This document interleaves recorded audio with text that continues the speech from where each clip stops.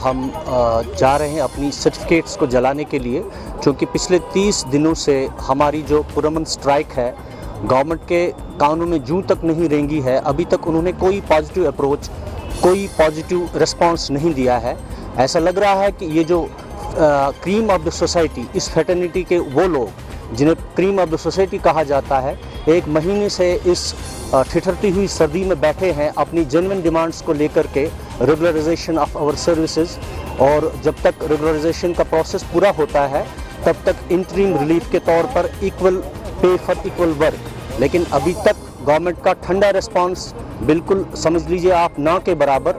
तो इस हवाले से हम उनके ऐवानों तक अपनी बात पहुंचाने के लिए, अपना एहतजाज दर्ज करने के लिए आज अपनी वो डिग्री सर्टिफिकेट्स, वो डिप्लोमा सर्टिफिकेट्स जो हमें इन्हीं की यूनिवर्सिटीज़ ने दी हुई हैं, ला रहे हैं इस एहतजाज में, ताकि हमारी जो बात है जेन्युइन डिमांड ऑफ रेगुलराइजेशन वो इन लोगों तक पहुँचे और ये लोग अपनी तरफ से कोई पॉजिटिव रिस्पॉन्स दिखाएँ।